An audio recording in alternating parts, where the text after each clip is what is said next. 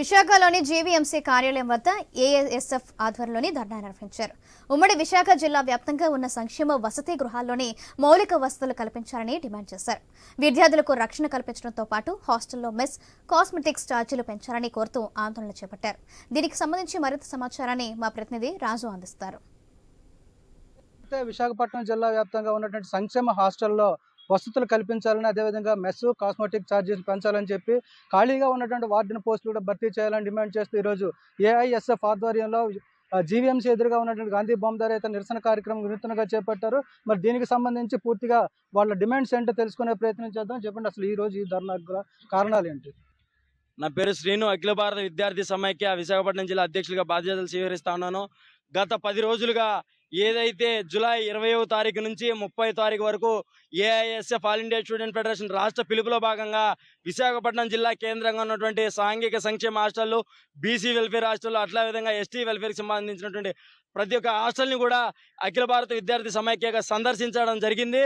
ఈ సందర్శించే క్రమంలో ఈ రోజు రాష్ట్ర ప్రభుత్వం ఏదైతే విద్యార్థుల పట్ల ఏ విధమైనటువంటి చిత్తశుద్ధి ఉందో, విద్యార్థులకు విద్యా వ్యవస్థకు పెద్దపీఠం వేస్తానని ప్రగల్భాలు పలికినటువంటి ఈ నరేంద్ర మోడీ ప్రభుత్వం ఏదైతే తెలుగుదేశం, జనసేన, బీజేపీ, ఎన్డీఏ ప్రభుత్వం పూర్తిగా మాటలకే తప్ప ఈ రోజు విద్యార్థుల జీవితాల్ని, విద్యార్థుల పౌష్టిక ఆహారాన్ని, విద్యార్థుల ఆరోగ్యాన్ని కూడా పూర్తిగా తుంగలో దొక్కి విద్యార్థుల జీవితాలను గాలికి వదిలేసిన ప్రభుత్వం ఏదైనా ఉందంటే ఈ రోజు ఆంధ్రప్రదేశ్లో ఉన్నటువంటి ఎన్డీఏ కూటమే. ఎందుకంటే ఇప్పటికీ గతంలోనే వైసీపీ రాష్ట్ర ప్రభుత్వం ఉన్నప్పుడు కూడా నిమ్మకు నీరెత్తినట్టుగా హాస్టల్ విద్యార్థుల పట్ల, హాస్టల్ విద్యార్థులకు సంబంధించిన మెస్, కాస్మెటిక్ ఛార్జీల పట్ల నిమ్మకు నీరెత్తినట్టుగా, దున్నపోతు ముందు శంఖం ఊదినట్టుగా నిర్లక్ష్యంగా వహించినటువంటి వైసీపీ ప్రభుత్వాన్ని ప్రజలు ఏ విధంగా ఈ ప్రజలు బుద్ధి చెప్పారో ప్రస్తుతం చూస్తా ఉన్నాం. ఇప్పుడు మీరు గమనించినటువంటి సంక్షేమ హాస్టల్లో ఉన్నటువంటి సమస్యలు ఏంటి, వాటిని మీరు ఏం కోరుకుంటున్నారు అది చెప్పండి. ఈ రోజు సంక్షేమ హాస్టల్స్ లో ఉన్నటువంటి విద్యార్థులకు నాణ్యమైన మెరుగైన భోజనం అందించాలి.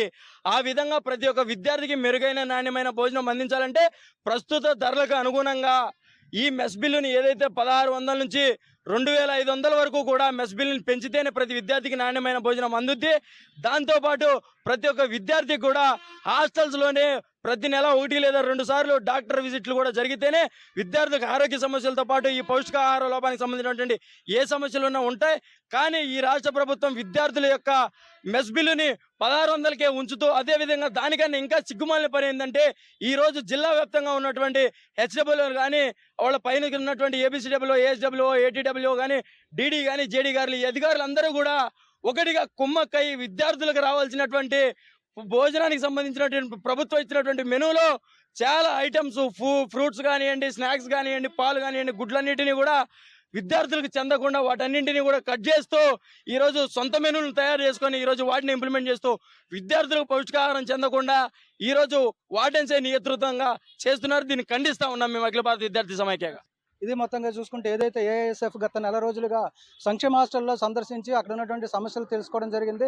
వాటిని ప్రభుత్వ దృష్టికి తీసుకెళ్లే ప్రయత్నం చేస్తున్నాం. ఈ నేపథ్యంలోనే ఈరోజు జీవీఎంసీ దగ్గర అయితే ధర్నా చేపడుతున్నామని చెప్పి ఏఐఎస్ఎఫ్ విద్యార్థి సంఘం ప్రతినిధులు తెలియజేస్తున్నారు. ముఖ్యంగా చూసుకుంటే కాస్మెటిక్ ఛార్జీలు, మెస్ ఛార్జీలతో పాటు కూడా ఖాళీగా ఉన్నటువంటి వార్డెన్ పోస్టులు, అలాగే డీడీ పోస్టులు కూడా భర్తీ చేయాలి, విద్యార్థులకు రక్షణ కల్పించాలని చెప్పి కూడా డిమాండ్ చేస్తున్న పరిస్థితి కనిపిస్తుంది. వీడియో జర్నలిస్ట్ స్వామితో రాజు, ఐ న్యూస్, విశాఖపట్నం.